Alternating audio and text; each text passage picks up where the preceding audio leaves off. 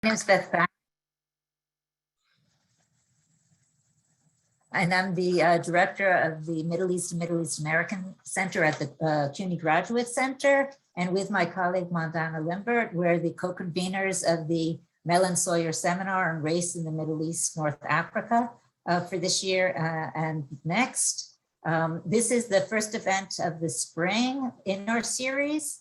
And we're so thrilled to be able to celebrate Kristina Richardson's new book, Roma in the Medieval Islamic World. And we have here, and we're thrilled that we have Marina Rustow with us to celebrate.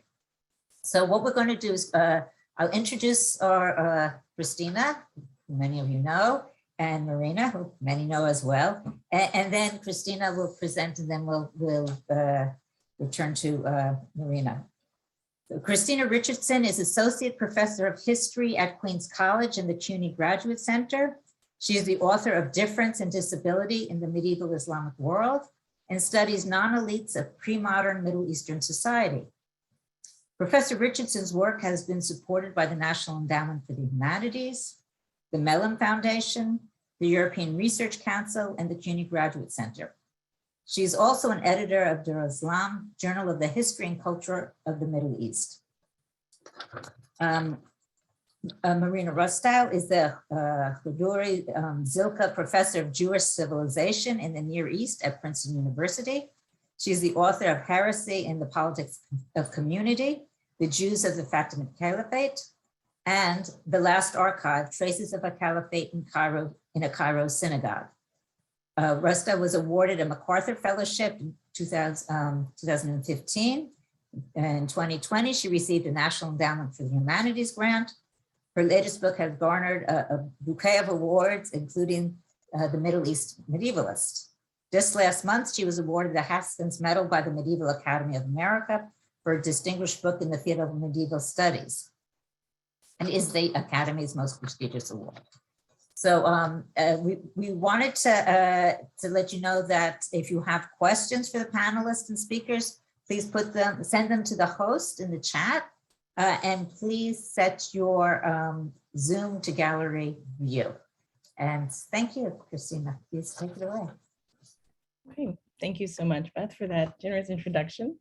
And thank you so much for coming out. This is a really impressive crowd. It's good to see faces, students, past students, friends, colleagues. So thank you so much for being here. So I thought I would just say a few words first about like how I kind of, my past research and how I kind of got to this point. And then I wanted to say a few words about, just kind of introducing the book. And then I think we were going to go into a conversation between Marina Rustow and myself. So in the broadest sense, my research has been focused on, the material culture and the writings of non-elites in the pre-modern Islamic world. So as Beth has mentioned, right, I've worked on disabled people, but I've also worked on the degraded position of blue and green-eyed people in the pre-modern Middle East.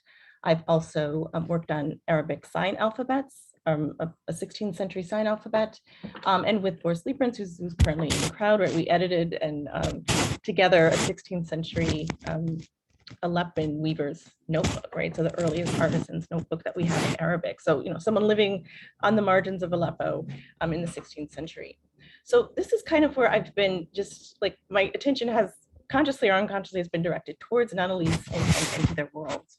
So it was actually in the process of working on this edition, right, with Boris, that I was, I got really caught up in this one phrase, right, about the language of the so-called strangers, and that's basically like that one line really set off this current project, this current book, Roma in the Medieval Islamic World.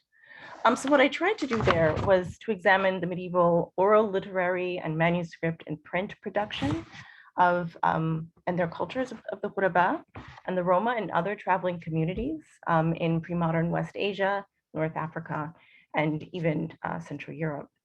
So there was an attempt to actually make this, a seriously, global hemispheric study, as maybe Alex West would say, in which, I looked at the ways in which, East Asian Buddhists had been printing since at least the 8th century, and peoples in the Middle East have been printing since the 10th century.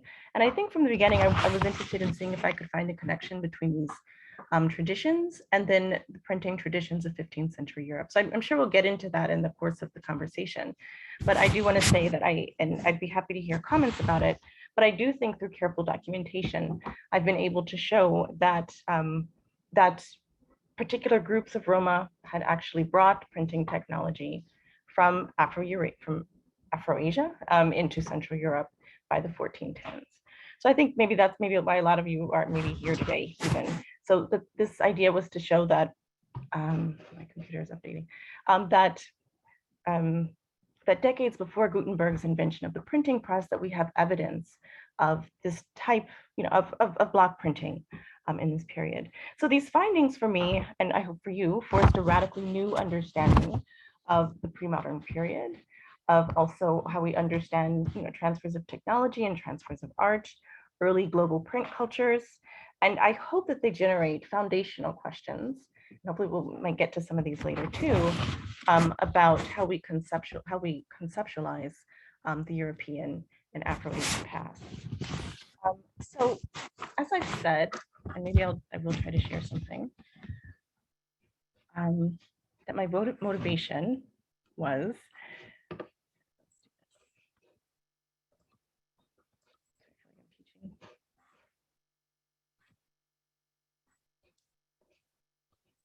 so you should be able to see a leaf from the Notebook of the Weaver that again, Boris Lieberens and I have worked on. And so it was this section, I'll just go quickly through it, in which, he says that he's in Aleppo, that he's on the streets and listening to someone from the East singing in 7 languages. And of the 7, 6 were familiar to me and 1 was not. So this language of the Ghuraba. So that's where this all started. And the study is kind of, it was my real entry point into the subject. And as contentious as it might be, it did anchor the study, and it led me to really a treasure trove of sources. I was able to find out, that it was actually that this term from the 16th century, right? This is a term from 1589, was actually something that had been, in currency since at least the 13th century. And there's several sources. I'm just showing you one on the screen right now, in which, in Arabic, that I have translated, of course, someone is saying that, the Ghuraba is a group that was formerly known as the Banu Sasan, or the Sons of Sasan. They have, and what is important from this is to see that they call themselves this. So this is a self-identification. And the self-identification, I think, was something that was very reassuring, that I could actually start to find an insider's perspective on this group. So you can see, I just have a very basic chart that, the name of the group changed from Banu Sasan to Ghuraba, their language, Banu Sasan to Lughat al-Ghuraba. But both of these linguistic names are from the outsider's perspective. And, so speakers of this language in the pre-modern past and also in the present referred to it as seen. And it seems also in the modern period, people also refer to it as seem. But however, so we know that, it's at least a medieval language known as seen. So once I had the name of this language, I also was able to find, vocabulary in this particular language. That really opened sources. So poetry from the 9th and 10th centuries,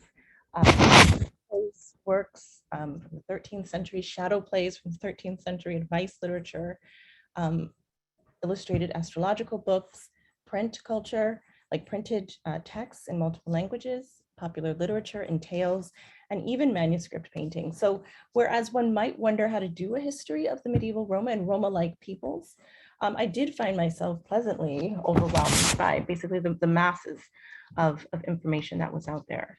And what I was able to see— Kristina? Oh, I'm sorry. I'm sorry to bother you. Just quickly, I think your papers are rustling against your mic. Oh, sorry. And we can hear it. It's all great. We're all following, just so you know. Okay, I apologize. Okay, I'll just set them there. Okay, so okay, so I was, sorry, so I was pleasantly overwhelmed, right, with the masses of information, and I was able to analyze the scene language as something that was a so-called mixed language, which sounds like a very informal term, but it is one that it's an official linguistic term. So a language that has a particular grammatical base with vocabulary from, you know, a different group. So in the case of scene, it has an Arabic grammatical structure, and its vocabulary is from, say, Greek and Arabic, Hebrew, Latin, Persian, Sogdian, etc. And so I just gave a couple of other examples of other mixed languages, just to give reference points, Swahili and Yiddish. And these are not exhaustive. I mean, there's a Bantu grammar at the base of Swahili. There is more than just Bantu, Arabic, and Persian vocabulary, but just to give a sense of you know, these sorts of beginnings. So it suggested a lot of contact, as all mixed languages do. And so I'll have to say that's something I haven't fully been able to understand, you know, how these groups were fully in contact, how they initiated contact, let's see, with Arabs of the Middle East, but that is there. And I just have this highlighted so you can see that this lughat al-Ghuraba, this outsider's perspective on the language, is one that is reproduced over and over in the sources. And as Arabic speakers know, right, Ghuraba is a very general term, and there are no capital letters, right, so to differentiate maybe, you know, a people or a place. So it just reads as the language of the strangers. So it's easy to overlook something like this. But anyhow, so that's also made it a bit of a challenge, but also quite interesting. And another thing, and maybe we'll talk more about this in conversation, but in the book, I do go back and forth a little bit, talking about the modern legacies of these Ghuraba. And I just wanted to show you this Google map that I made, but of a number of cities, right, where actual, you know, there have been studies of residents of these cities and studies of their scene language. So it's a living language along the Nile Valley in the modern countries of Egypt and Sudan. So the work, even though it's entitled The Medieval Islamic World, I do want to emphasize, right, that I do hope it has some very key relevance for the modern era, and also to maybe, you know, to really send this home.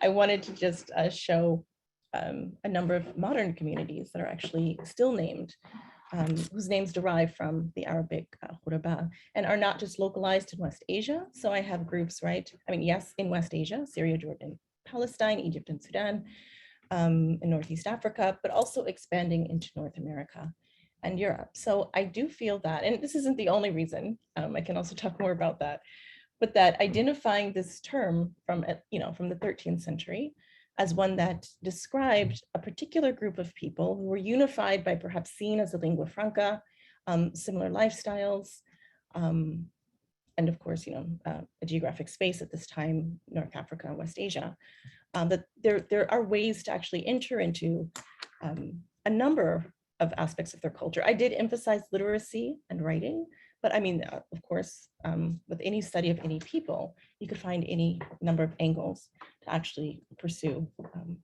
for a separate study. So, okay, I think maybe I'll just leave that there. I've already said a lot, I think, but All right. So, Kristina, first of all, I just want to say for those who haven't yet read the book, it is a fantastic read. It's not just that the research, you know, is kind of staggering, but it's really like there's something for everybody in this book. It's one of these kind of breakout books where ostensibly it's about the pre-modern Islamic world, but it's about so much more than that. You know, technological transmission, migration. And then also there's a kind of model, a cultural model that Kristina is putting forward in the book that I think people, you know, don't usually associate with the pre-modern Islamic world, which is, you know, we usually talk about the transmission of traditions by people who claim membership in a group that goes by a single name. And one of the things that was kind of so elusive and difficult, Kristina, about what you're doing in this book is that you had to kind of connect a lot of dots and realize that, in fact, even though like scene, for example, is a very porous language and has, you know, borrowings from all kinds of other languages at the same time, we are talking about something sort of unitary. So I might come back to that point in a bit. So it's a breakout book. It's packed with insights and connections that are so persuasive that once you read them, you kind of wonder why nobody had made them before. Other scholars back in the 19th century had written about some of the episodes that the book covers. The 9th century slave revolt in southern Iraq, the ostensible beggars and tricksters that are known in medieval Arabic literature as the Banu Sassan, who in the book appear as the Ghuraba, the strangers, Middle Eastern astrological texts, block printing, coin minting, and this is really like the kicker, the origins of movable type in Europe. So we'll have to come back to that as well. So you were the first to see the connection among all of these disparate phenomena. And now that you have, each of them has been explained more persuasively than before. So the book, it's packed with erudition, especially philological erudition, but never for erudition's sake. Philology is kind of incidental to the aims of the book. The book is aimed rather at doing away with some of the desiccated social categories that we, unknowingly have inherited from 19th century European thought, and kind of the long shadows that those categories have cast on academic scholarship. But if I can just start with like a very superficial question, can you tell us about the cover of your book? Because I have a feeling it was quite deliberately chosen. If you want, I can project the image while you talk about it. Okay, sure. No, absolutely. I'll just hold it up really quickly while Marina gets this up. But it's a picture of a woman, and also I find, they're, for our field, they're not often, thanks, a ton of images of women on covers. So this is actually from a French manuscript of the Maqamat al-Hariri. So Hariri's Maqamat, his picaresque tales. And so it's illustrating a series of stories about the Banu Sassan. And this particular woman, I mean, it says, you can see like the hints in the upper left of this image. It says, suratuha. So this is a picture of her, and the her is a woman who was, an enslaved woman who belonged to a member of the Banu Sassan. So what I liked about her, I felt it had a lot of dignity. It was a very dignified portrait and a nice single portrait. And the halo, which was so intricate, and her polka dot headscarf and her tendrils of hair coming, down the front of her gown, that she's holding perhaps a mirror or a tambourine, or, she has hennaed fingertips and wearing lovely jewelry and pearls around her face. I just like that there was a lot of dignity without hierarchy being portrayed in this, right? So portraits often, you get the, you're portraying kings or something, but it was a very dignified portrait of a slave who belonged to a group of Sassanis. So I actually haven't seen it used very many places. There have been a couple of art historical studies of it, but yeah, I find it a very rich portrait. So I'm glad you reacted well to it. It's one of my favorite things about the book. Yeah, it is a beautiful image, but also you talk about it in the book, and you talk about how it relates to the themes that you're covering. And it's one of those moments where it's like, even for people who've seen that image tens, dozens, hundreds of times, there's such a bigger world that you open up that it's relating to. So my next question is kind of a contextual one, and you did touch on it briefly, but I want to hear you say a little bit more about it. Your intellectual trajectory has been completely coherent and yet also quite unusual for the field of pre-modern Islamic history. So what led you to not just become a historian of the marginalized, the lame, the light-eyed, the ill, and now the Roma, the Sinti, the Ghuraba, but also to realize that there was a subject there and that there were so many texts that could be brought into conversation with each other? Like, at what point did you have that realization? And at what point did you realize that there was enough there to fuel, like, not just one book, but several? That's kind of you to say several, but yes. Well, how did I get into maybe the non-elites? I don't know that this was ever conscious. I mean, now I am, like, I'm middle-aged. I am conscious of where I've gone, but no, it was a totally unconscious move. But and it's just a natural, like I really, and this is no exaggeration, I really don't read histories of kings and queens and sultans. So I just don't have any background in them. So my students love to ask me like, oh, who was the sultan? I have no idea. So I mean, it's on Wikipedia, but I do like feeling that, or understanding, or I guess I assume that a lot of culture is not going to be driven at the level of the court. I mean, some things of course are, right, but that a lot of what day-to-day life maybe does not shift between imperial changeovers for most people. And so I've always wanted to get a sense of basically how people were living. I mean, the basic course I teach at Queen's College is daily life in the medieval Islamic world. So I do try to, and I want to have students and for myself to understand what it might have been like to have existed in this space, and not in a funny way, but in a serious, as a serious endeavor and undertaking. So I do think that the work I've done on, say, yes, pale-eyed people and disabled people, I think it made me very sensitive to, especially when I got to this manuscript and did not understand what this term could signify, because it certainly didn't mean a foreign language, like a language of foreigners, because they were all, except for Arabic, seemed to be foreign to this writer. So I think working on people who are often not explained very well in, say, chronicles has helped me develop a certain sensitivity to the language. So to see maybe where there is, what you can tease out or what is being suggested by certain descriptions and certain words. So not understanding what Luqat al-Ghuraba means was really an incentive to keep going and to keep working. When did I realize I think, honestly, I was overwhelmed by the amount of information I didn't think there would be very much. When I realized what Ghuraba were, that they were the Roma and Roma-like peoples and people who shared a certain attitude towards the majority, like a position of estrangement vis-a-vis the majority. I was shocked that there was so much, I have to say, and it did take me a long time to, I mean, this book was overdue. I mean, I don't think my publishers were thrilled about that. I did struggle to kind of make sense of it. But I do hope that people go forward and kind of investigate other angles that I really just had to let fall away. And because again, I just really did focus on literature. But it's incredible. And in a sense, you do have a strong sense, I hope, after getting through the book, that this wasn't an incidental, I mean, they were non-elites, but they weren't incidental at all to medieval culture. And so their centrality is something that I hope gets conveyed through this work too.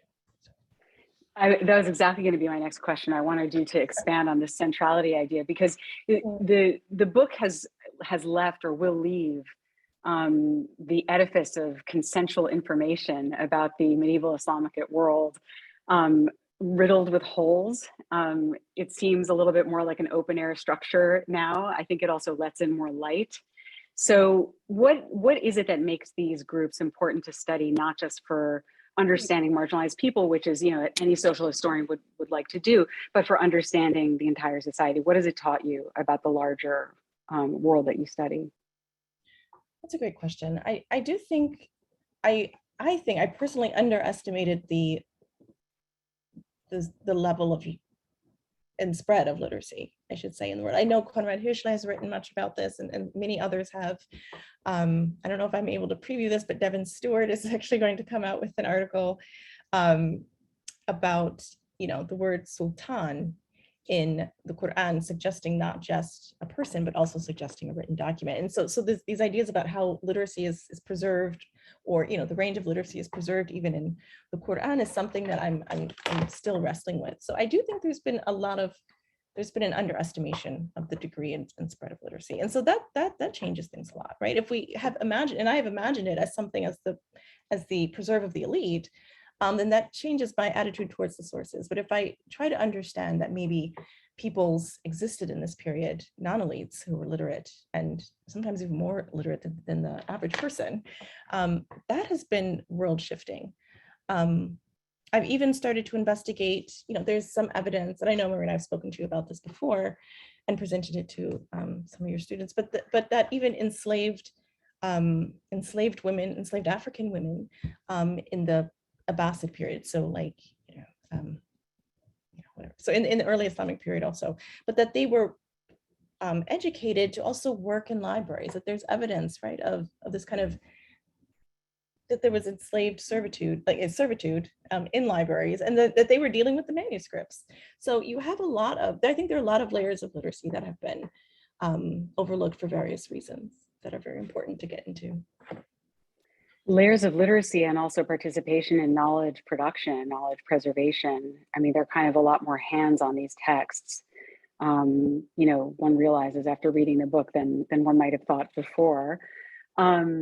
So, you know, one of the kind of mind-blowing things, I mean, there are many, but one of the mind-blowing things in this book is you come away from reading it with the sense that there was a lot more print in the age of manuscript than we realize, which is interesting because the converse idea is gaining some traction, or has gained some traction among early modern European book historians, which is that there was a lot more manuscript in the age of print than we realized. And to what extent, you know, one of the amazing things that you do with the history of printing, and I promise I'm going to get to the Gutenberg question next. That's really the kind of sensational, you know, finding. But before we get there, one of the things that you do with the history of print is that you kind of break it down into its component parts.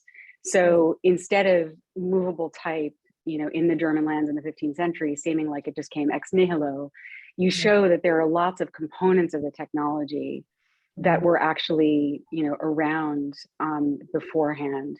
You know, coin minting, for example. I mean, not just, you know, block printing, which people knew about, but also all these other technologies that people didn't necessarily associate with print technology. So to what extent have you come away from this project feeling that maybe this kind of hard and fast distinction that we habitually draw between manuscript and print might actually not be such a productive one? Yeah, I mean, I've truly the entire, like, working on this entire book has I've been having to shed, you know, my kind of I don't know, belief in certain categories, but certain as regards manuscript and print, I do agree. Yeah, early modern Europeanists are certainly far ahead of us in speaking about, in trying to talk about how manuscript and print cultures coexisted and how they, you know, mutually influenced each other, and we're really not there yet. But as for what I was able to find with, you know, with coin minting, I mean, I didn't find, I mean, someone else has worked on this and I was using their research. Let me say that for sure.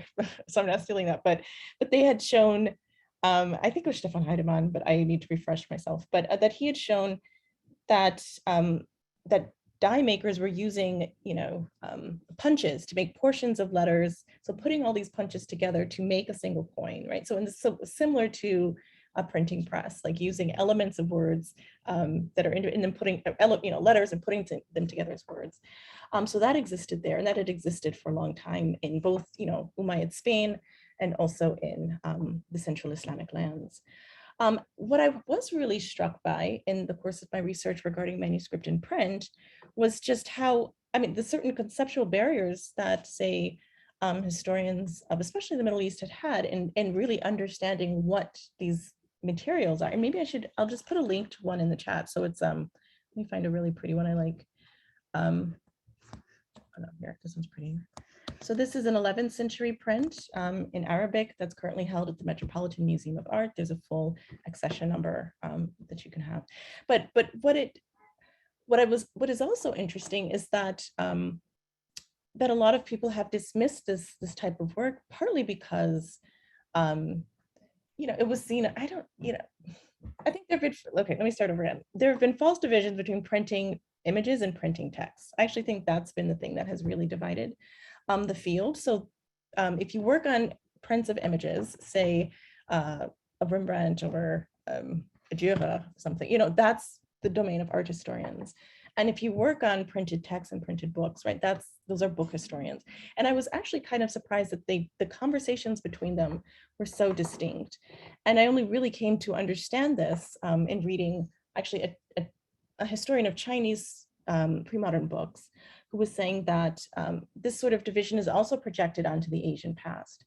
And so people look at Asian printing as basically a quaint curiosity, but nothing important. And similarly with Middle Eastern, Arabic, Hebrew, Syriac printing as well. Like a curiosity, but how do we integrate it into a global history? There wasn't much incentive to integrate it into that. So I feel like it's just been, it's in the book, I try to show like very specifically when people talk about it, how they diminish it unconsciously, most likely. So I think there's a lot about this, about understanding print as the domain of Europeans, and Europeans printing revolutionarily and other people printing it as kind of weirdos, that have really shaped the way that we really get into the subject. It's kind of shocking to see. And I'm sure, I had these same mindsets too. So I implicate, and I do this in my book, implicate myself too, as, some of the historians a historian who was also doing the same thing. But I think, yes, trying to just see any type of stamping technology of the pre-modern period coming, like bringing that together is how I was able, I think, to create a different narrative, a print that was more expansive, and I think also just a little more, honest too. I mean, like it explains a lot more about the past than I think we had before. Trying to treat these products as serious material. Yeah, I mean, you quote some really, like, what in retrospect looks like serious disconnects. For example, one scholar who said movable type is a product of the West, though movable type emerged independently in several places across the globe, including Korea. And then you say, how can both parts of that sentence be simultaneously true?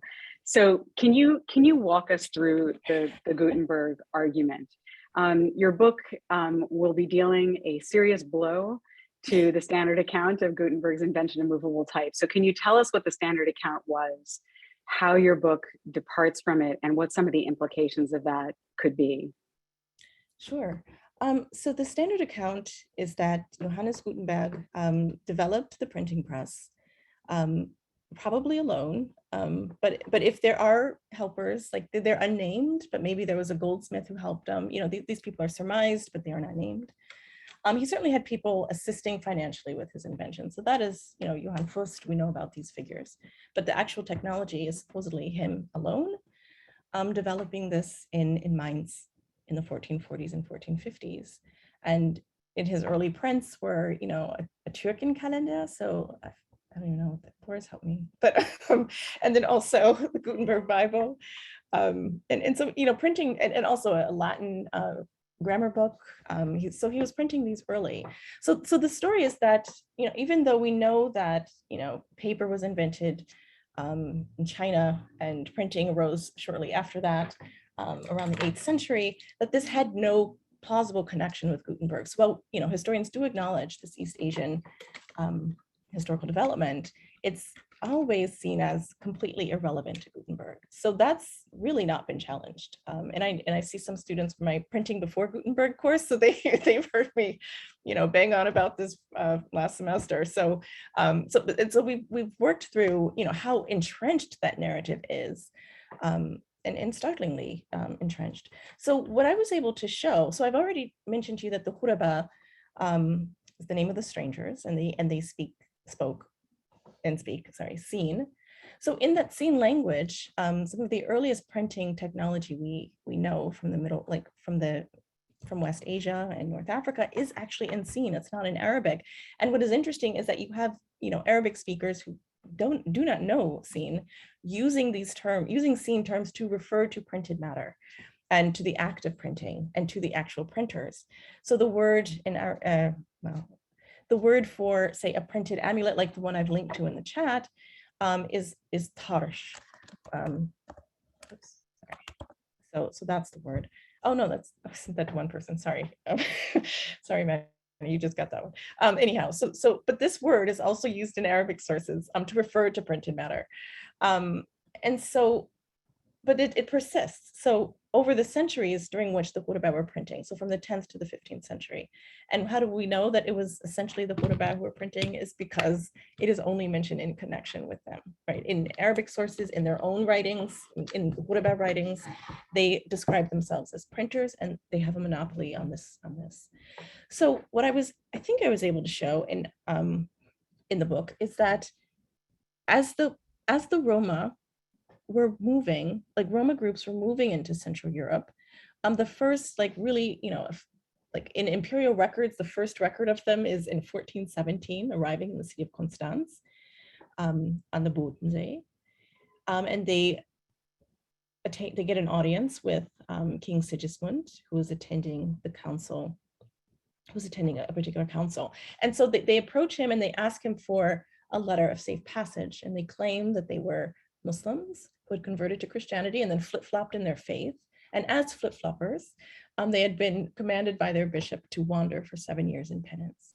And they asked King Sigismund if they could do that. And he agreed and issued them a letter. So what I was able to, my argument and my surmisal is that as they position themselves as Christian penance, they likely walked along pilgrimage routes in Central Europe, which are mapped, right? They're medieval maps of this is, not, I don't have that in front of me or to share with you, sorry, but they're there. And they seem to have walked along pilgrimage routes which had monasteries and cloistered communities along them. And it is in these cloistered communities that the earliest, actually, maybe I should share something. Because I am.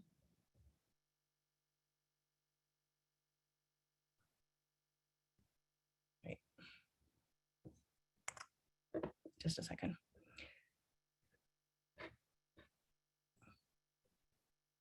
So it isn't, okay, I'll just keep talking, but it is in these cloistered communities that these earliest forms of print have survived. So for instance, you see it left here as it continues to load is St. Dorothy, Dorothea, and here's St. Sebastian.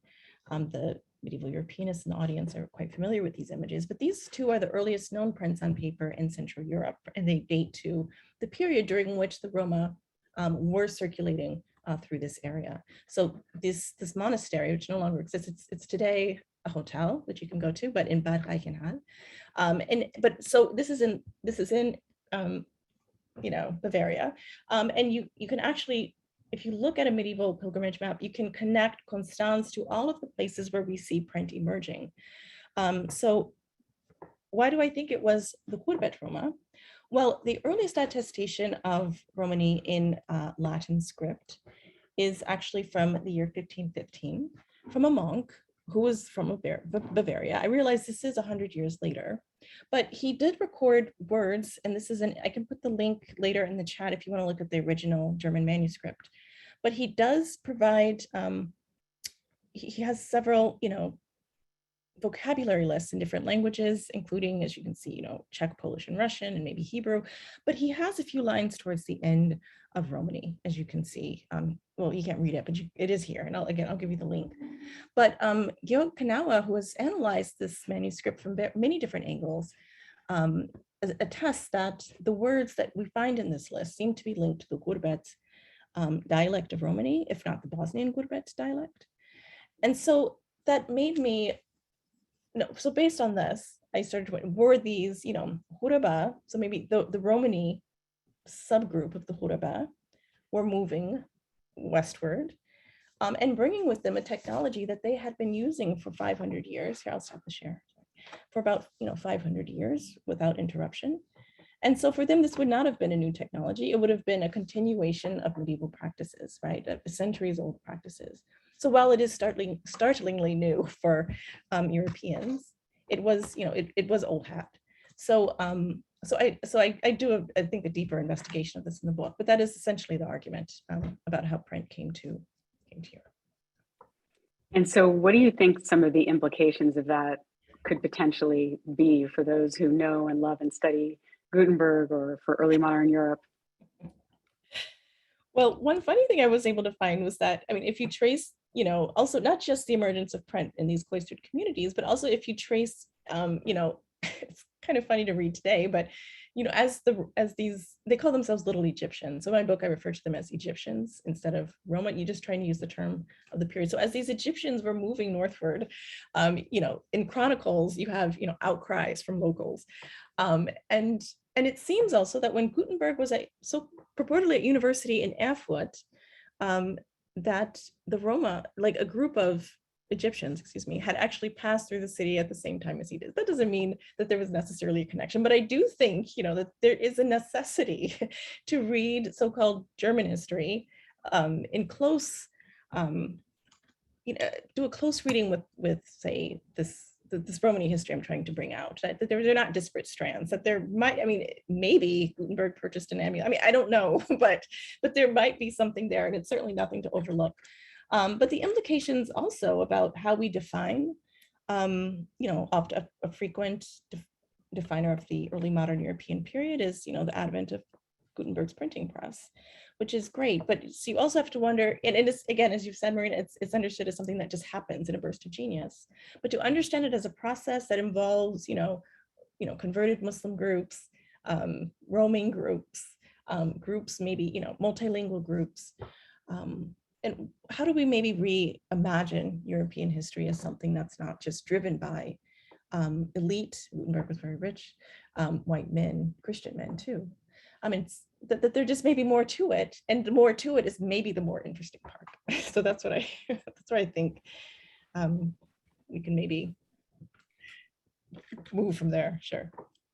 I mean, that's well said. It's also, the argument they're able to make about Gutenberg is also a good argument for kind of de-siloing information in our minds, right? Like, of course, we know, about that not everybody in Europe was like a white Christian, but at the same time, to bring all the strands together is really, it's a tour de force. And I sort of imagine you working on this book, like having, like a bulletin board with like the push pins and the strings and the photos, and trying to connect all the dots. And in the end, it adds up to something much, much greater than the sum of its parts.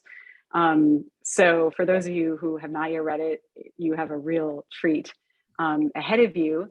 I would like to turn it over now to all of you to ask questions. Mandana has graciously agreed to moderate. And the best thing about a book launch is that you're not actually held responsible for already having read the book. So you can really ask just any question that moves your curiosity. Absolutely. Thank you. So we have a lot of questions already, and this is going to make me go nuts. So we'll take these first 5, but then after that, I'm going to ask that everybody put the questions in the chat so we can keep track. So just in order, we have a few. So I'll ask Moya, Matthew, Avery, and Nancy Coe. Did I miss anybody? No? In that order. And Elena, but then after those 4, can we please just put them in the chat so I don't, drive everyone crazy. So can I say one quick thing too? Yeah. When you please send the question in the chat box, set your message to be sent to the host and co-hosts. So it goes to everyone who is hosting the meeting, not just me. So it'll make it easier for Mandana and stuff to moderate the questions. Thank you. Okay, so why don't we then start with Moya? Do you want to start with your question? And then we'll go Matthew, Avery, Nancy, Elena, and then take it from there. And Kristina, people I don't know how you want to do it. Do you want to collect a few and then answer them, or that might make sense rather than one-to-one, whatever you feel. Okay. Well, Moya is our postdoc, so let's do Moya alone, and then we can collect. Perfect. Go ahead. Okay, yes, I'm unmuted. I want to say congratulations and thank you very much for your work. So I haven't had a chance to read the book yet, obviously, but but I've read the article, and it was very exciting to read for me personally, especially as someone who's working on marginalized communities.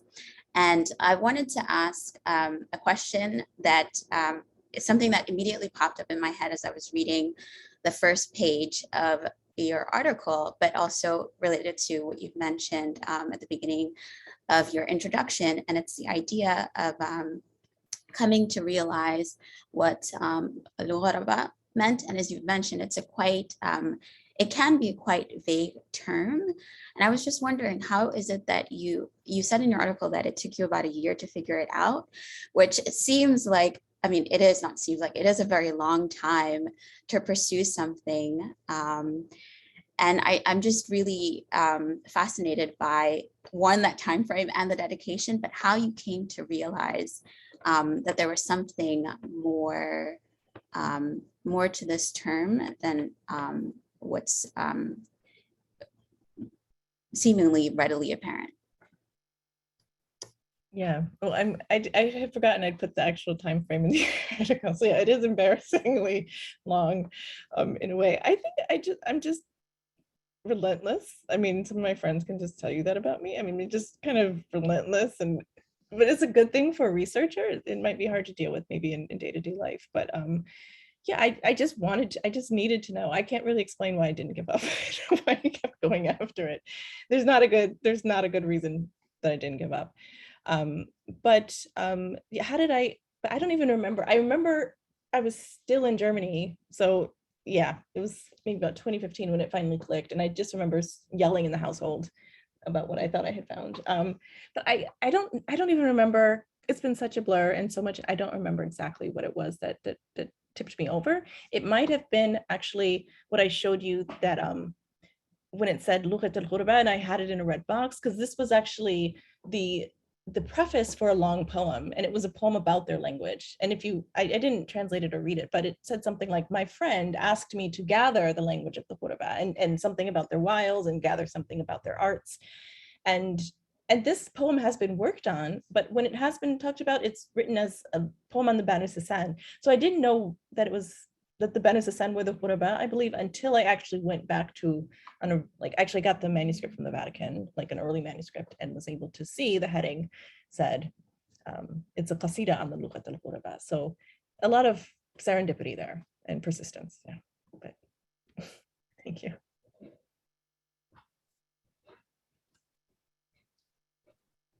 Matthew, Gordon? You're muted. Can we unmute? Yeah, there we go. Can you hear me now? Perfect. All right, good. Kristina, thank you. And I'm looking forward to the book very much. I haven't read it. Two very quick questions. One, your very first slide had to do with song and singing on the part of these folks. And I'm wondering if this goes to the reception of these Ghuraba by host communities. And if you could talk a little bit about reception of these outsiders in these different communities that they're arriving in and working in and contributing to. And then I'm going to actually ask a very quick but big question about the Zenge, 9th century Zenge that's slipped in there. But what is it that you think you're saying that's new? I mean, I'm very interested, of course, in the Zenge. So and congratulations on your book as well. So. Oh, thank you so much, Matthew. It's good to see you too. I'll start with the Zenge question. Actually, and that's there are several very clear references in writings by people who claim to be of the Ghuraba, and their claim seems pretty easy to accept. They do write and seen, and so, but they do say that among their number, and this is in 9th century, a 9th century series of texts, they do say among their number are the Zenge and the Zut. And so this is at the moment in which the Zenge and the Zut were rising up in lower Iraq. And so it also, and other sources have suggested that their inclusion among the Ghuraba is because they were fleeing enslavement, right? They were absconding from their plantations and from their homes, and actually, but circulating with the Ghuraba, kind of taking cover. Not that they would not be physically, they're still physically distinct, right, as Black African slaves in lower Iraq, but also having the protection of a large group that for the most part was left alone. What I will show, maybe just to give a sense of, you're asking about reception, this is just from this is a modern attempt at mapping Damascus, and also, and also here's one of Aleppo that shows, even though this is blurry, I understand, but it says Turab al-Ghuraba, so the tombs of the Ghuraba. I believe, and I argue in the book, that this was a disused cemetery that later groups, that disused cemetery that was used by the Ghuraba and later was taken over by other groups, and they later buried their dead there as well. But where they tended to live was actually, meaning the Ghuraba tended to live outside of the city walls, and you can see the city walls here of Aleppo. And their quarters, right, at least this is 17th century, but we're outside of the city in the north to the northeast. This is also where the weaver, whose notebook we Boris Liebrins and I edited, the weaver also lived in this area. So I think this is also how he was able to hear singers singing in this language. He was around them, and again, buried their dead outside of the city. And if we go back to medieval Damascus, right, there is, and this says in transliterated Arabic, Harat al-Ghuraba, so the quarter of the Ghuraba. What is harder to see from the way I've clipped this map, though, is that this quarter sits outside of the city walls. So this is an unprotected quarter. And I also do a section on Cairo in the book, that there's a quarter in which the Ghuraba lived, and, you know, where there was a lot of creative ferment, where they lived together and established these literary traditions. So they always seem to have lived outside of the city, on the margins of the, like, physical margins of the city, and buried their dead as well outside there. So in a sense, some of it seems to have been, here, I'll stop the share, but some of this seems to have been a chosen, right, physical orientation, that they did not desire to live among the majority Sunni and Shi'i Muslims, mostly Arabs of the period. So yeah. I hope that answers or starts to answer your question, but yes. So actually my next project is actually taking up the question of the Zanj as slaves and where they would go as fugitives, right? And often with these groups. Avery? Hi, I'm really looking forward to reading this book, and this introduction is making it sound very interesting. And I was really interested in your discovery of this language that is, you know, borrowing from so many majority and minority languages from around the region. I was just wondering, like, when you were putting this together and finding those stray puzzle pieces that you were mentioning in the literature, was there anyone who had documented, like, you know, this language and the extent of it before? It sounds like something that would make linguists really excited, and the ethnic group as well, the Ghuraba. Like, was there an awareness among Arab speakers and in Arabic literature that these people existed throughout the Middle East, or was it just something that had been forgotten by the time Orientalism came around? That's a great question.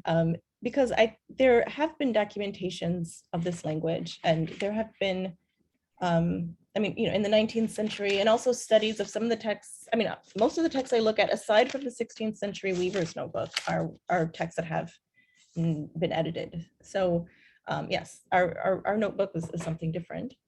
But when they have been when the language has been referred to, it's been referred to as a beggar's cant, because the Banu Sasan that I talk about, they were notorious beggars. That was a very important trade that presented different opportunities for them. And so modern historians have tended to think of it as a cant or as a slang. And so the language was really not taken seriously. And it's never referred to as, it's always referred to as some weird slang that beggars spoke. So that was, you know, something I had to shed away, you know, I had to, you know, shed and try to rethink my position to that. So as for, did Arabists know about the term Ghuraba? I do think that was not well known. I did find, actually, yeah, I think Boris is really my research partner. So we were in Paris in the archives, and I was reading the papers of an Orientalist named Georges Collin, and you were taking pictures, I think. And then but in his papers, and so this is a man, he died, I think, in the 1960s, he did seem to have come to an awareness that maybe the Ghuraba were a distinct people. But again, he never published it. It's really at the, you know, the BNF in central Paris. Otherwise, I really haven't seen this. If anyone else has, please tell me. But no, I haven't seen that published anywhere. So that was an insight I was able to bring, I think. Thank you. Nancy, go. Yes. Can you hear me okay? And if not, then I can just type out my, okay, great. Just a quick plug that Kristina has an interview coming very soon with the New Books Network. And it's as amazing there as this has been.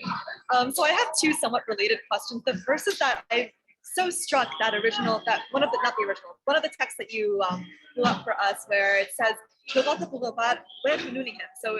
languages and the arts. And it made me think, you know, we throw around this term all the time, you know, of print culture, but given how much you are, as Marina was saying, kind of changing how we think about print history, how do you think we should use that term print culture? Like, what should the term print culture signify that it hasn't before, if we should even use that term at all, given the overlap of print and manuscript culture? And then the second question I have, which I guess is also a culture question, is about, you know, you at one point in the beginning of your book, you talk about the ways in which the Roma appear within Holocaust history, or don't appear within Holocaust history, and discussions about reparations. And it makes me think, you know, so much of this, part of what makes this book amazing is that so much of our understanding of the Ghuraba, of the Banu Sasan, and of the Roma is laden by our contemporary notions of race as opposed to earlier notions of race and difference. So it made me kind of think, and maybe this is too basic of a question, but how does one become one of the Banu Sasan? Like, if you're not originally part of the tribe, did you see examples of people wanting to become one of the Ghuraba, you know, outside of the context of familial ties? Oh, that's a great couple of questions, and thank you. Yes, that was I enjoyed my interview with you, and I look forward to it coming out. As for people joining the Ghuraba, the clearest indications I find are the Black enslaved, again, fugitive, formerly enslaved Africans, who do seem to seek shelter with these bands of Ghuraba. Otherwise, no, I don't, there's not a lot about, I know this is a seminar on race and racialization. I have to say, in the medieval Arabic context, I didn't, like those sources, I did not find much about racializing the Ghuraba. However, the moment they enter into Central European chronicles, they're raised immediately as Black heathens, right, Schwarze Heiden, and that becomes, you know, a narrative that you know, they can't escape that narrative for centuries. So I think the porosity of this category was something that really stands out in the Arabic sources. I don't know how else to really explain it, but yeah, just a porous category. So but as for the question about print culture, I think what I would really, I mean, I don't mind the term print culture. I do think book history, and maybe that's something that needs to be reevaluated, because that really does set up, you know, you can eliminate scrolls comfortably. You can eliminate the work of the Middle Eastern Ghuraba. So I feel like just book history is really a European, you don't have to get rid of it, but it is very European in focus, especially the early, you know, the incunabula, so-called incunabula.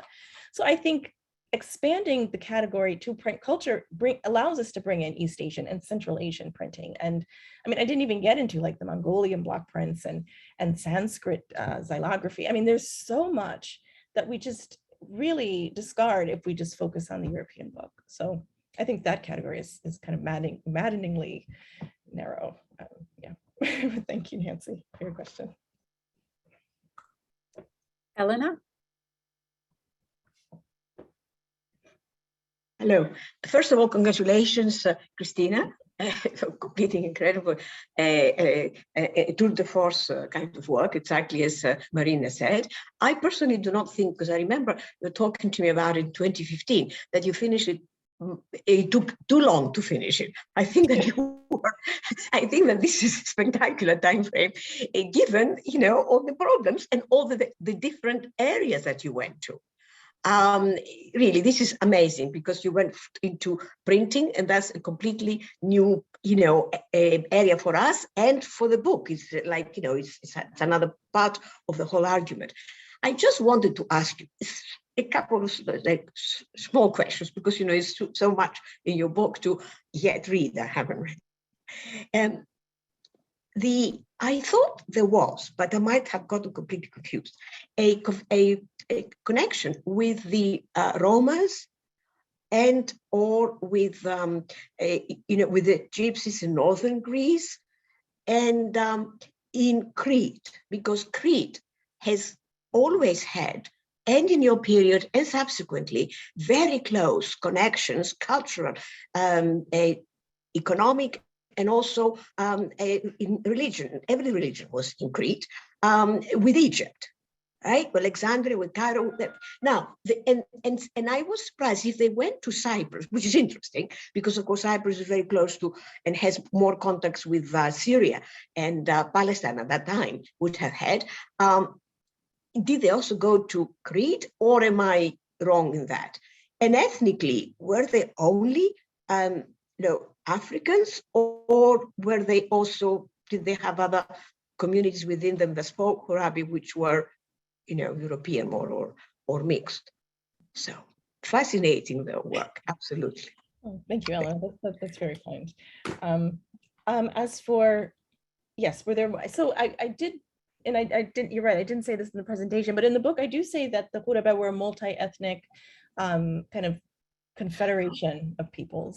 And so, yes, there were, they don't really talk about honestly, they don't really, they're unified by this lingua franca, and they're unified by their techniques for making a living. As Matthew kind of brought out, these niche economic pursuits that they can, that they can use on a settled urban community, right? So the sorts of labor they did, in addition to public entertaining, like the singers, would have been animal training, would have been fortune telling, begging, etc. Yes. So I think they were really unified by this labor that was not taken up by other aspects of society. So so that seems to be the unifying one.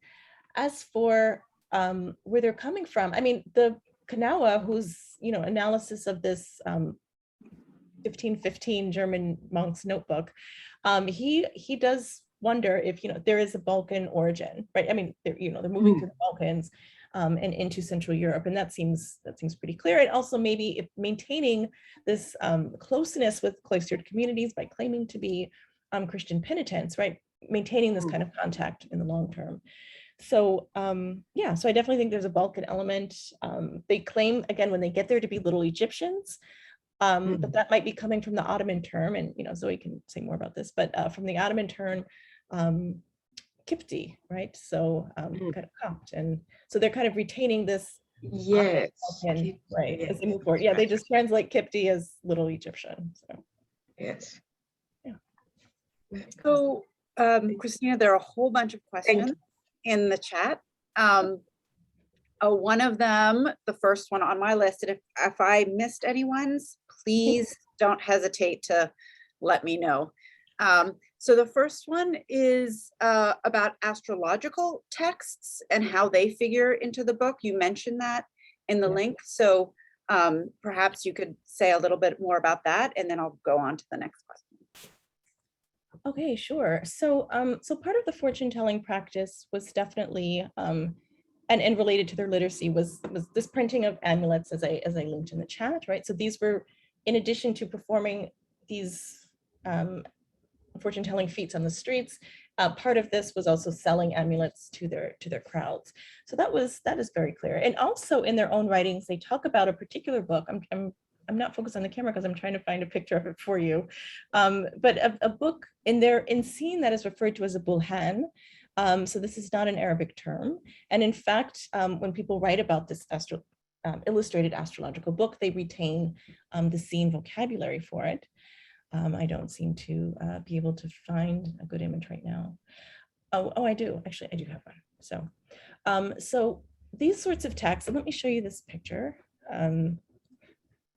Is here. Wait, can you see this? Yes. Okay, so the bulhan, consists of like images of planets and stars.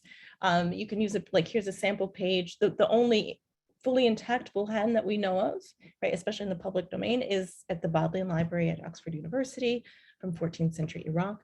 And here's a small sample of it, and I can put the link in the chat later. But these seem to have been created by the Ghuraba. When the Ghuraba have written about the bulhan, they speak about it as having a very particular order.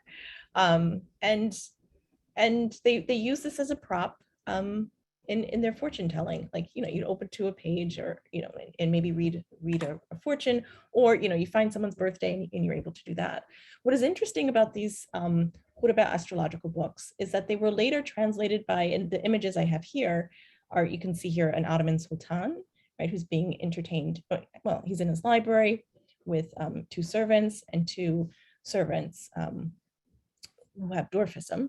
But what he's looking at, actually, he's opened the book, and I zoom in on this open book, is that he's looking at a page of a bulhan. And so you can see, there's a header, there's a circular picture, and there are 3 cartouches at the bottom, right, for more images. And so this image actually is at the beginning of an Turkish, an Ottoman Turkish translation of a bulhan. And this Sultan Murad III had this translated for his two daughters. And we also know that this particular type of astrological book also migrated into Safavid Iran, to their courts, also into Mughal India, and other empires in India. So this is one rare example where we're seeing actually culture not only just being fermented at the popular level, but also influencing the courts and the elites. So I guess that's what I can mostly say about that. I will also say that Ghuraba speak of their astrological practice as Shia in orientation. So that is also. Wow. Okay. There's a lot to ask you there. You can't just drop that, but whatever, we can come back to that. I mean, all right, we'll let that one go. We can come back to that one. Jane Sugarman, you wanted to ask a question, I think following up something that Matthew had also mentioned about music. Okay. Jane, where? There you are. You're muted. Oh, yeah. Can you unmute, Jane? No. Oh, she almost did. Wait. Jeremy? I clicked ask to unmute, but I can't forcibly unmute her. All right. I wasn't Oh, there getting you it. go. Yeah, sorry. I have to be unmuted. Yeah, I mean, your very first slide, I'm in the music department and I work in the Balkans.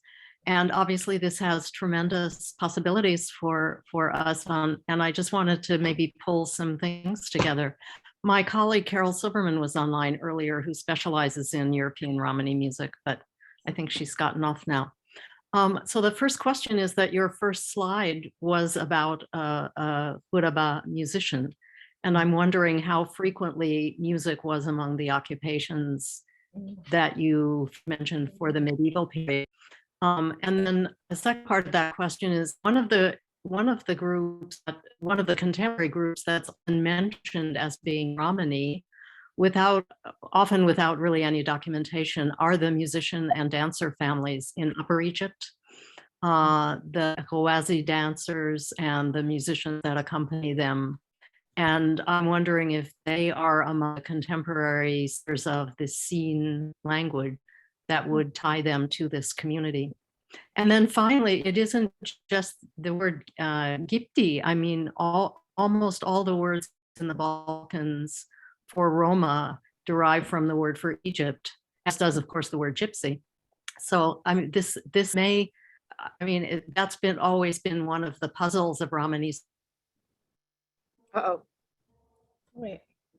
Jane, you've now disappeared. Oh, Jane. I suddenly was dropped. I was disconnected. So anyway, those are my questions. Yeah. Okay, no, thank you, Jane. It's good to see you. As for music, there are instances of, like, there is a diarist in 15th century Damascus. He did remark, kind of, frustrated, out of frustration, that there was a wedding being conducted near his home, and the Ghuraba were so loud with their music, right? So, I mean, so sometimes there are hints of that. But otherwise, and the small hint from the 16th century weavers manuscript, as you said, right, was on the first slide, right, that whoever was singing maybe a gharib, because this person knew the language of the Ghuraba, was actually singing. But otherwise, it's things like that, just small notices about maybe gharib performers at weddings. But otherwise, I have not found sources that have sustained discussions of their musical practice or mentions of dance or things like that. So that is something I would like to learn more about. But unfortunately, my sources weren't very forthcoming about that. They really were forthcoming about writing and printing. So that's really why I went there. I did not have enough to do that. Because even the figure that you showed, the woman with the handed fingers, yes. The way she was holding her hands, looks a lot like a dancer, and looks a lot like these Persian and Ottoman dancers that are depicted in manuscripts, who are playing some kind of finger symbol or something like that, or clappers. And when I first saw her, that was my immediate reaction to her. So that's another possibility. No, thank you. That's a really good reading of gesture. I will keep that in mind. I didn't think of that as I was doing the book, but thank you for that, Jane. Yeah. Excellent. So There is another question about possible resistance to your work, whether you think you might get some kind of resistance to your work in the US more or in Europe more, given the lack of awareness of Ayyām in the US and yet anti-Roma sentiment in Europe.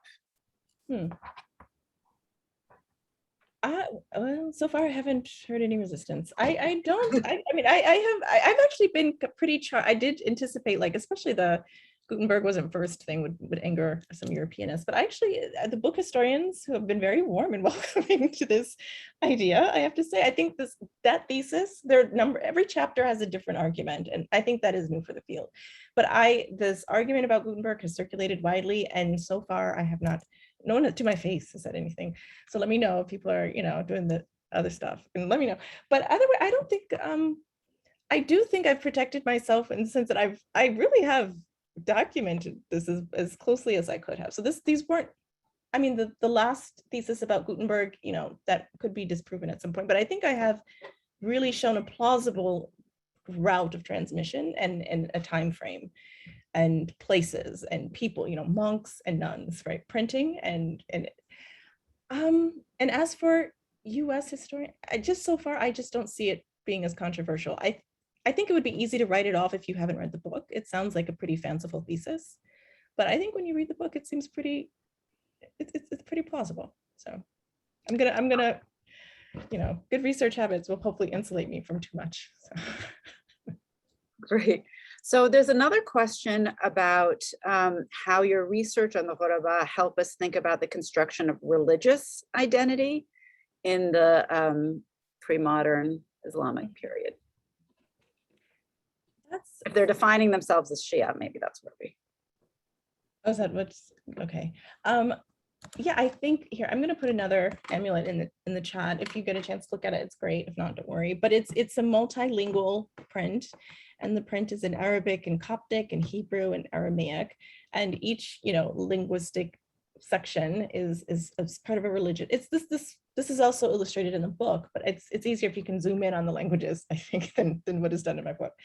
But I think in other works of, other people have worked on this, right? Not maybe seeing a religious identity as totalizing, or how to actually, that there is maybe a tendency to think that, maybe someone cannot be secular. There were no secular Muslims, and, although there can be secular Christians or secular Jews, I think maybe just kind of being more willing to acknowledge the different types of ways in which people entered into religiosity might come through this. And I'm saying that because the Ghuraba in their own writings, and I have this in the book, I paired this particular amulet with their text in which they say, we'll print in any language for any religious group because we're selling these things, like wherever the audience is, it doesn't matter. Oh, here's a Hebrew one. Here, let me let me show you, excuse me. You want to do this screen share? I think that would be great. Oh, you want me to? Okay. Yeah, I think everyone love to see it. Oh, okay, great. Let me get it. So, I think Mani, can you all see this thing? Wait, no. Oh, now there it is. Okay. Yeah. All right. So this is a very battered, but these are almost 700 years old. So in the central text is in Arabic, and this has been edited by Carl Schaefer, and I think Dennis HD was assisting him with some of this work. So but it's about the 7 sleepers in the Quran. But what you can see, or hope some of you can see, at least at upper right, are Greek letters. And I'm just going to keep scrolling down. So in the margins, sorry, you can see different scripts. And here in the margins, you have Hebrew. And at the bottom here, you have Syriac script. There's also a separate, here, let me just see if I can get to the Hebrew one really quickly. So can you now see, wait just a second.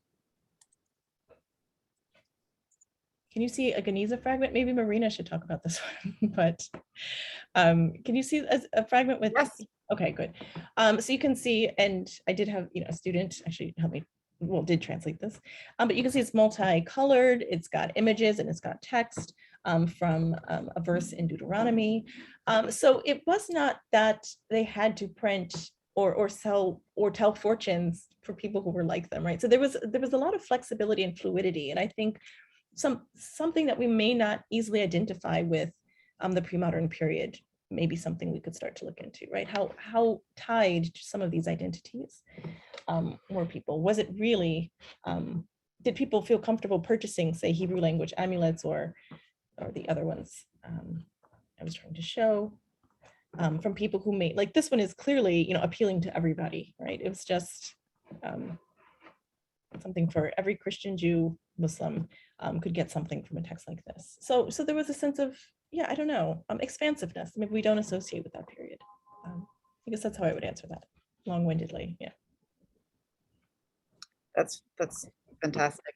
Let me see where we are now. What am I? I'm sorry, I'm starting to lose track because I was paying attention to what you were saying. I lost track of the chat. Marina, did you want to add something with the Geniza while I? Yeah, no, just that was kind of a mystery, I think, to many of us. And now you've explained it plausibly. I mean, I actually wanted to ask you, this is like such a tiny thing, but I'm curious about the iconography, because I think in your book, you described those as tulips, whereas I had always interpreted them as pomegranates, but I think your reading is more plausible. Have you got anything on the symbolism or? I have not really gone deeply into that. It is, I mean, but it's a nice stylized, right, vegetal. And so it, maybe it is a pomegranate, but it is a very an abstraction of a fruit that is also quite interesting to see, right? And as well in the Middle Ages, something we more associate with later and often Western, visual idioms. So that is also nice to see. I do think, if there are art historians and also text historians and social historians looking at this material together, I think a lot more will come out of it than just me. So I hopefully, discussions on this will continue to grow. So the next point is actually something helpful from Robin Daughtry. Robin, are you still here? Are you here? Where are you? I haven't seen you since Ann Arbor. Nice to see you. You want to tell Kristina your comment? What's her last name? Sorry, so I can unmute her. It's Robin D at Yale. Okay, I clicked unmute. Okay, she's unmuted. I can't hear her.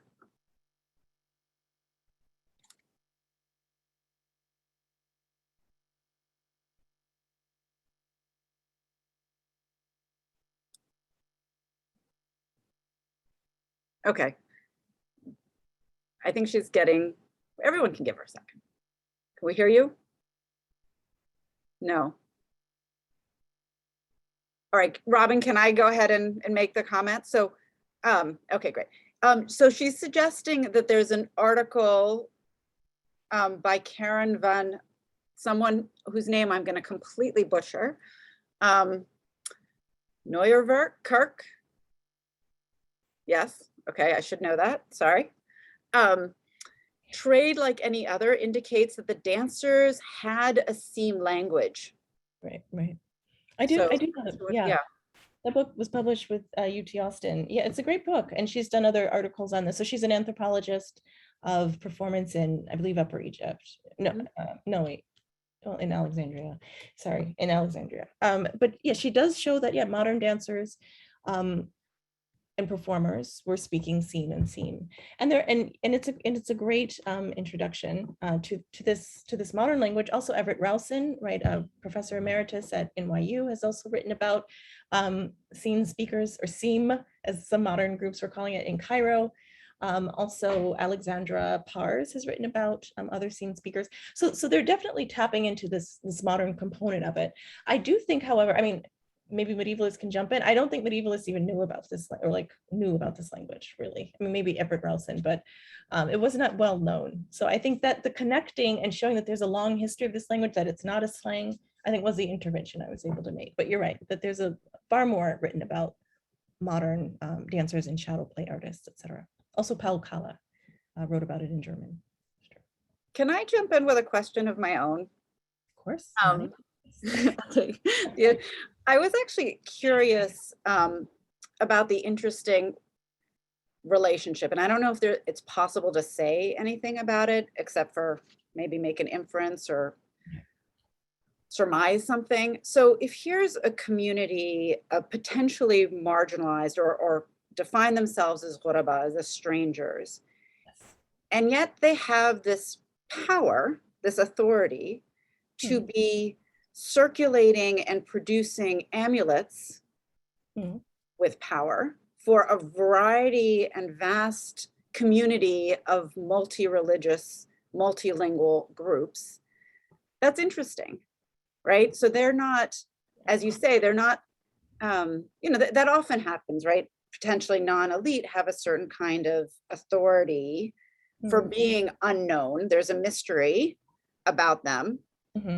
So am I, reaching here, or would you say, does that make sense? It absolutely does make sense. I did not get into it in the book, but I do suspect that a number of books written against these street preachers and those, fellow medievalists know about these sources, that they may have been, inveighing against these non-elites who were maybe taking business from the mosque and, these amulets that were not technically, sanctioned by the ulama, the scholars. So I think there was this sort of tension, and but their brilliance, I have to say, of the Ghuraba's preaching culture, so their oral culture, is that they consistently brought people into their fold and into their circles to buy their works, and as marketers, they seem to have really had a certain brilliance, and as you say, a certain power, and maybe coming from the being not so well known, right? You can project authority and other things onto them, maybe. But yeah, that's a good point. Thank you.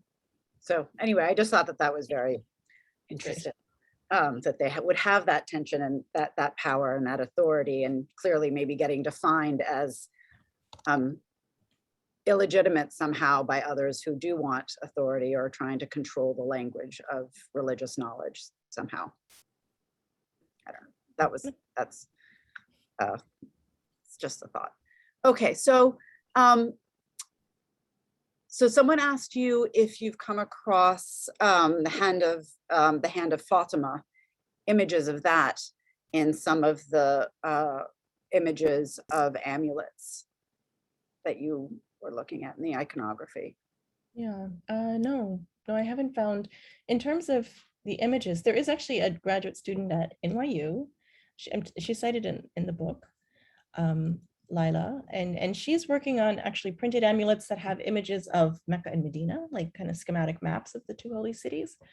I've also found, I've and other scholars have excavated amulets with images of what seems to be a demonic face. So you have,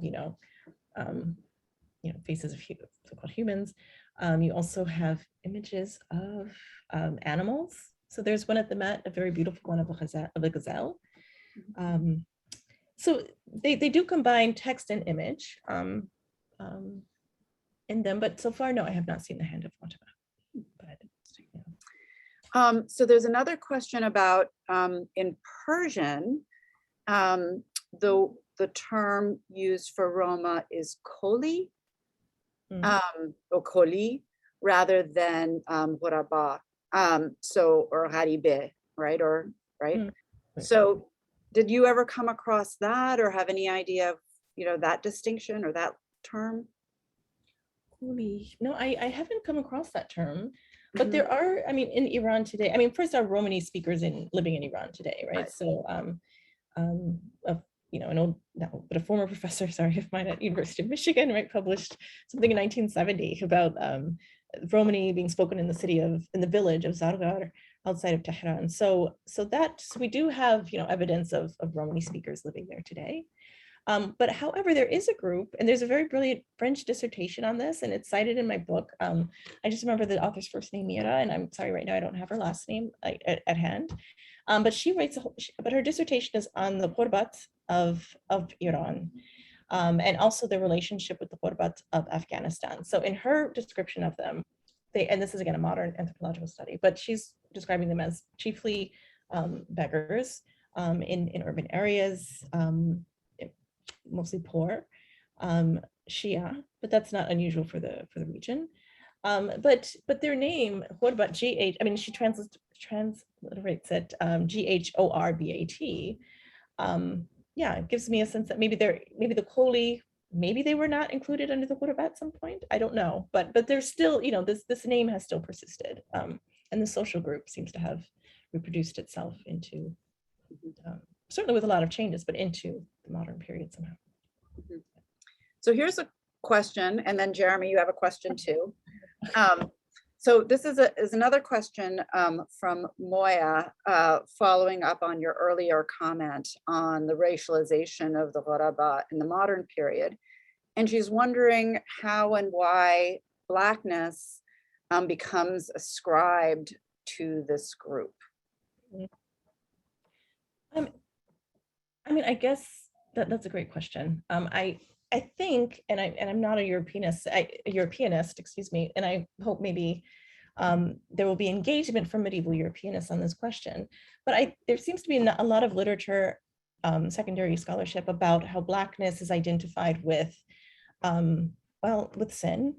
And so this may have been a shorthand to just, because it's always, you know, Black heathens, Schwarze Heiden, it's a phrase together. So these heathens are Black, but you actually see images of them. And there are many images actually, I mean, even they made prints of Romani peoples in Europe in the 15th century, right? Soon after they arrived. But in all of these prints and paintings, their skin is presented as, you know, it's the same as the like Germans or French or whatever in the same pictures with them. So they don't distinguish them by skin color at this point. They do start to, even though they like discursively, like in text, they are Black, in the visual sphere, they are still pale skinned. But as the centuries continue, you do see a darkening of their skin in European paintings and representations of them. So I have not been able to investigate that so closely. But I think, yeah, and also what's interesting about this moment of racialization in in Europe, and as we talked about in our class last semester, is that you also have at the same time, right? This is when the Portuguese were going into West Africa and encountering as well Black so-called heathens. And so I think marrying these moments, and again, I'm not qualified to do something like this. Someone out there, please do this. But like this, like where Blackness becomes, you know, a very significant descriptor for, yes, the Roma, the Egyptians, and also for these West Africans. There's probably, you know, there must be some overlap of intent and message and something there. But yeah, Moya, you're on the right track there. Yeah, Moya, it seems like if there were images of the Haratin that you would be looking at, that would be an interesting overlap too, right? Or at least a conversation. So Jeremy, you wanted to ask something? Yeah, it's just a really quick question to Kristina. It's in regards to the book cover. I'm thinking of the imagery of the book. So I was wondering if this is part of like the is this part of like an iconography type thing or something like that, where you can see the woman, the Banu Sasan woman is holding, say, a type of flower. Her left hand is in a particular finger arrangement, and the kind of jewelry and clothing she's wearing. Is this part of like some stylized depiction of the group, or is this just an individualistic one, or is this part of a developing set of symbols and stereotypes associated with the Banu Sasan? Yeah, that is a good question. I did not find very many images of the Ghuraba who are illustrated in these Maqamat series that distinguish them significantly from, say, what you would assume a beggar in another, like maybe was wearing a short, not dress, but a short tunic, sorry, a knee-length tunic, and bare feet. That's typically how the men are represented. And other than this, and I'm not sure this woman is Gharib herself, but that she, you know, was purchased and lived in a Sassani household, as all the source says. So I actually don't have images of Sassani women. That is one, actually, I'm sure they're out there, but I have not been able to find that. But as for her gesture, I mean, as Jane was saying, yeah, this is something I should investigate more. Like what was the significance? How musical and dance related are these gestures? that seems to be something that's kind of, you know, standing out for a lot of people. But I will take your question and hopefully put that in another publication or something at time. But yeah, I don't have the full answers right now. Sorry, Jerry, but that's a great question. Matthew, Gordon, you raised a couple more comments, and I wish you know, so do you want to mention them yourself instead of having me translate them for you, or Matthew? Yeah, hi, can you hear me? Yeah. Yeah, I was really struck by that image of the dancer with the long braids, and thinking about that iconic image from Samarra that Hertzfeld discovered. And then of course what's so interesting about it is that he then did a watercolor of it that has become now our image of that image, so to speak. The original image is in a museum in Istanbul, and it's almost completely destroyed the way they've displayed it. And it's really a shame that we have this very unique image and it's practically vanished because of bad museum work. But the other thing I wanted to say is that I'm starting to look into images of female performers in Seljuk and Ghaznavid metalware and ceramics. And people have worked on this. It's not like I discovered them by any means, but yeah, they're very consistent images, motifs, and so on. But it would be really interesting if we could ever discover who these women were actually. But certainly a tradition of representing these female singers and performers and dancers goes back into the Abbasid period and probably has a deep late antiquity origin, I would say. And then the last thing I just want to throw in, though, is that speaking of those on the periphery, is that if you go to the catalog of the Met exhibit on that Seljuk ware, and you go into the index, neither musicians nor dancers nor slaves figures in the index, although they're all over the images and they're also in the discussion in the book. So I think that in our discipline, in our field, we're still wrestling with slavery and those on the periphery and bringing them back into the center. And there's a lot of pushback. I've gotten emails from people telling me, don't touch this subject. I mean, it's kind of bizarre, but I have. So anyway, but there we are. I'll shut up. No, thank you, Matthew. Thank you for your comment. I will have to find that Samara image. I don't know. I'm not familiar with that one, but I'll look that up. Thank you. Marina just put a link in the chat to Hertzfeld's. Thank you. For everyone to take a look. Jane, you wanted to, I saw your hand like physically raised. You need to be unmuted again. I think for the Ottoman period, quite a lot is known about these women dancers. And there does seem to be a tie to Roma. They were often known as Chengi because they played the cheng, which was a harp. And a lot of the harp players were evidently Roma. And the women entertained in the homes of the elite for the women. And they in the early Ottoman period, they were enslaved women of the household. But there were probably also Christian groups, Greeks, Armenians, and also Jews who were part of this crew of dancers. But it's very clear that in the Ottoman period, Roma were quite prominent as dancers. And I know Rowson's really early work on these male, or actually rather effeminate men playing the tambourine at the time of Muhammad. And that, I mean, this raises another question because tambourine, any kind of frame drum playing also may be linked to these groups. That is interesting. Yeah, I'm not so familiar with the Ottoman context, but I'm happy to see that maybe there is some. And there's lots of there's lots of miniatures depicting dancers from that, and also younger male dancers. Thank you. So I'm going to take, the opportunity to ask you another question, Kristina. That's okay. Which I want to go back to an earlier question that Marina asked about, I think it was at the beginning, about print and manuscript cultures and the overlapping worlds. The fact that they're happening simultaneously. And so I was wondering if you could, maybe this is again, pushing a little bit, like what can we say about this, right? What does it, what does the extension of the print world to this community? So it tells us that, okay, Gutenberg, that's sort of that simplistic, heroic European self-congratulatory narrative needs to be more complicated. But can we say something about what this kind of communication did for potentially establishing links between people or establishing authority, or, just between us, if you're not going to put it in writing? What might you say?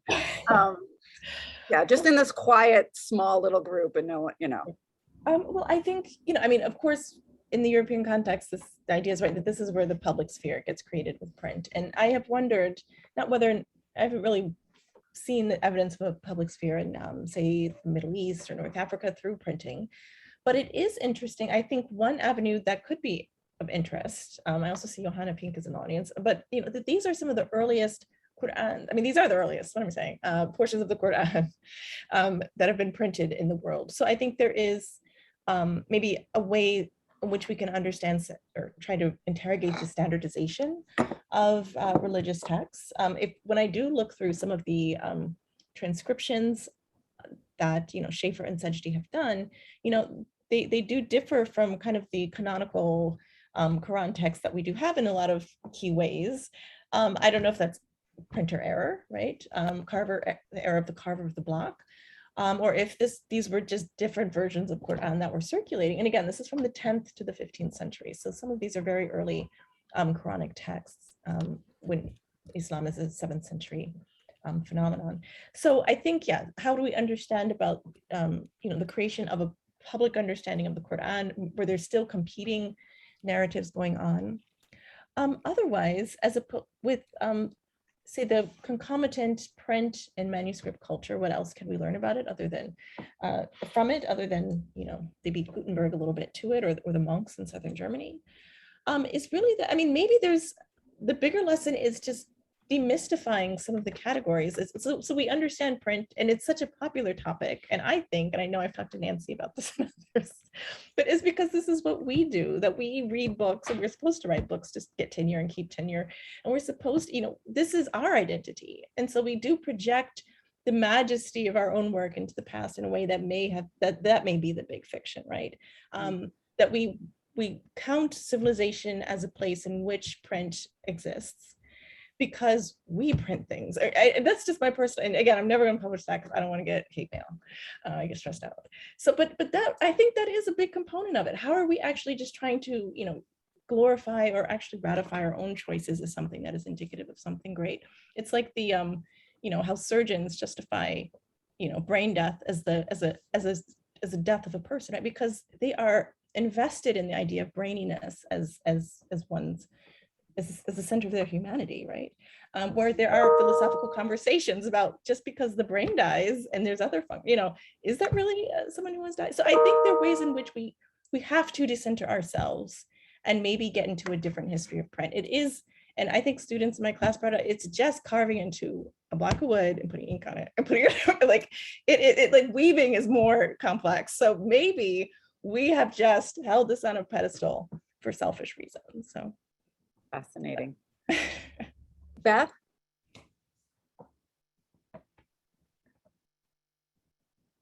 It's absolutely fascinating, and there's so much that comes out of the discussion. So Kristina, thank you so much. I have a question as we're getting towards the end of, may not be quite the end, but as we're getting towards the end, it's the segue question, and it's maybe one of the questions that Marina started with.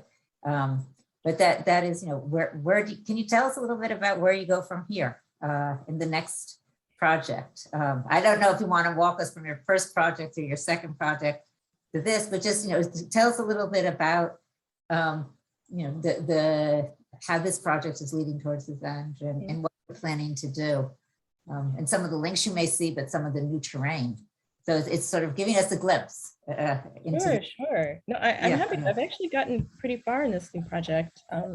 Maybe 100 pages have been written, but I really was inspired by the fact that they might have been sheltering fugitive slaves. That is really like maroon communities, I mean, are fascinating to me as a historical phenomenon, obviously. And also, and I did not know anything about that in the Islamic context. But what I've also been able to find, and I know this came out of the course that Beth and Mani that we co-taught last term, but what stuck out for me, excuse me, was that we really didn't know much about the logistics of the slave trade, the Indian Ocean slave trade. And Mani, I haven't talked to you about this yet, but I do think that I've been able to figure out, you know, which groups in the Persian Gulf as early as the 7th century were actually, and it won't be a surprise when I tell you later, you know, we'll go for coffee, but I think I know, you know, who was actually controlling it and their routes, right, in pretty great detail. So I think dinner is good too. Yes, okay. And I've also been able to figure out like the word for the vessels, the sea vessels that they were carrying enslaved peoples on from East Africa on the open sea into Southern Arabia and eventually into the Persian Gulf and Basra. So I think just that, even though as basic as it sounds, like, but having this physical, like this concrete framework of movement has really opened up a lot of spaces. Archaeology has, like, archaeological studies tell us about certain communities in Southern Arabia that they found intense amounts of African pottery. It could be, you know, that, you know, Arab, you know, merchants were just buying things in pots and bringing them up. But it also might point to, you know, African communities in the 12th century in Southern Arabia. There's just so much there. Like with the Roma, I thought I would find nothing, and it's almost, it's slightly overwhelming, but it's very fascinating. So that's still non-elites, plantation slaves I'm focusing on in Southern Iraq. Yeah, and yeah. That's basically it. I don't, but again, it's always going to be non-elites, Beth. You know that about me. So this is just more of the same. Nancy, before I get to you, there was a question in the chat that I just wanted to make sure we got to. So Gav Mary asks, do you have recommendations for prospective high school educators regarding how to implement these findings into a classroom?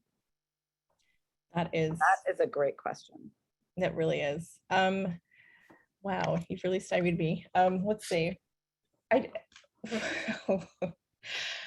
don't. I mean, have they been produced yet? I don't think so. I mean, you know, my book just came out like a month ago, but I am actually in like the infant stages of a project with an East Asianist and a Central Asianist, and we want to write like a so-called like global hemispheric narrative of pre-modern print, like specialists in Mongolian and Sanskrit and Chinese and Korean and etc. So, but together kind of creating something, and maybe a component of that, and I should come to you. I do know Gav, and Gav was in my printing course.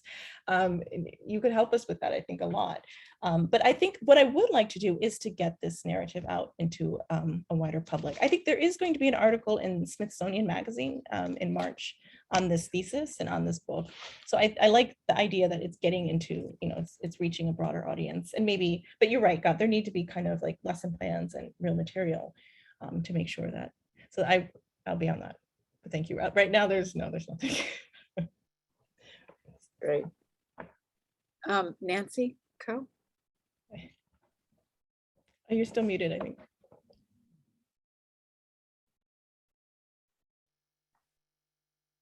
Nancy, you're unmuted, so you should be. Oh, there. Now I'm unmuted. Thank you. I was having some trouble there. Your earlier comment, which I think now links to whoever asked about the great question about high school education, is that I mean, part of what I love about this book is that you're asking entirely new questions, and as Marina was saying, it just enables you to make connections that we should have been able to make a long time ago. But I was wondering how this changes the way that you think people within, you know, medieval Islamic history or medieval studies more broadly should be trained, actually.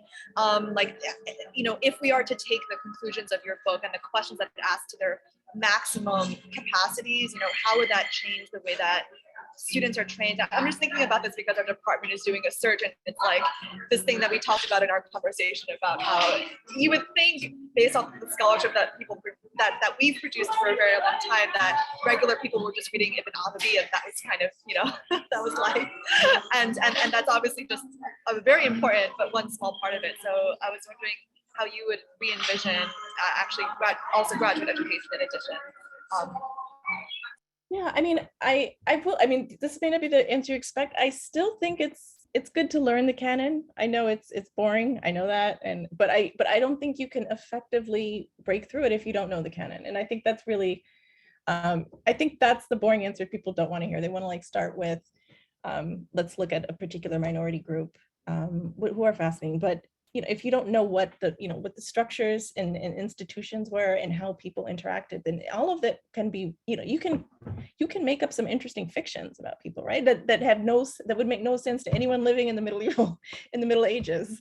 So again, I do think, yeah, Ibn Arabi is not my favorite, but I would still counsel everyone to deepen, like get as deep into the canon as you can, and then revise it. Yeah. So that's it's very conservative. I understand that.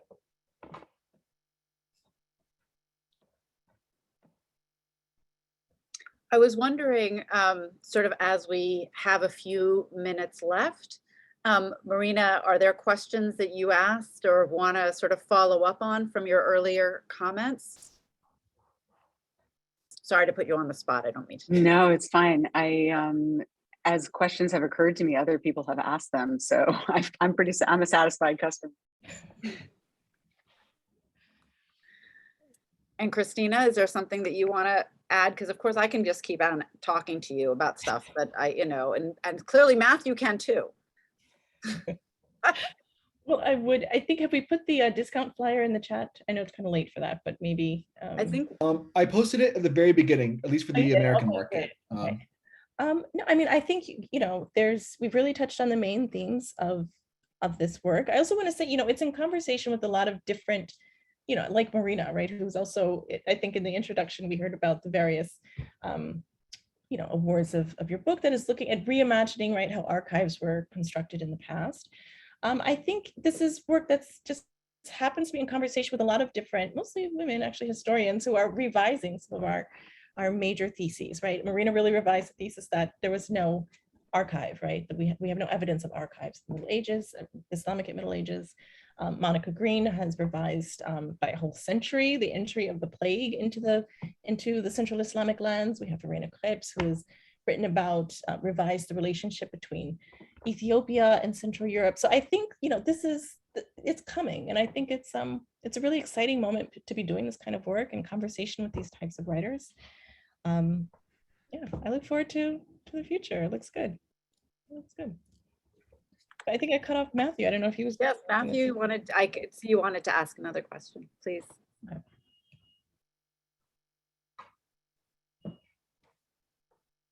You're muted. Oh, okay. Can you hear me? So a small question. How do we bring slavery in more to the center of Islamic studies? There's a small question. Again, I personally have gotten pushback, and I've heard of pushback on the part of others who work on slavery. I mean, I've had interesting conversations with Craig Perry, for example. And you go to, I mentioned the index of the catalog. Also, if you go to the index of the study Quran, which is an extraordinary work, but you go to the index, 0, slave, enslavement, slavery, slave trade, it's not there. It's like it doesn't exist. And yet you go to the text of the Quran and you've got to grapple with a vocabulary, I think, of enslavement, etc. So again, I'm joking when I say small question. It's a huge question, but I'm just curious your thoughts. Yes. How do we recenter enslavement? Well, one thesis of my next book is that, you know, that basically the golden age that we consistently celebrate, right, was something that was only possible because there were tens of thousands of enslaved people who basically built physically, right, the homes and castles and who built the society, and also the slaves who provided sexual labor, and also the slaves who provided protection of the central governments with military labor. that we really have, much like in the United States, that we're really looking at a society that was created by and sustained by massive amounts of, the influx of massive amounts of slaves from all over, not just East Africa, but also, of course, from the Black Sea region. We know that from West Africa, et cetera. So I think maybe reorienting giving people a sense of just how central this was to what we see as a golden age, right? If you have people working for free, of course, everyone else is free to pontificate about Sufism and philosophy and whatnot. And I think much like Gutenberg, which is, I'm not being, it's great that they did that, but I'm saying, but much like with Gutenberg, instead of thinking that, he did this all by himself, but I mean, they're building on a massive cast of unfree and free labor. Also, I think if we hit some certain taboos, like for instance, what were slaves doing in mosques and madrasas, right? I mean, if we think about religious leaders holding slaves, purchasing slaves, institutionalizing slaves in waqfs, right? So forcing them to be slaves for their entire lives and their children having to be slaves. I think if we break through the taboos of religious people doing bad things, then maybe this is also one way to kind of get attention there. So I think it's two-pronged. You have to just show just how central everything was. Everybody was dependent on this. And also the people you think weren't were also dependent on it. But that's just,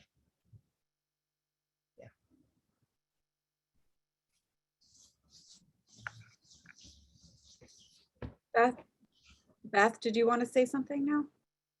No, I just want to say we can't wait to talk about your next book.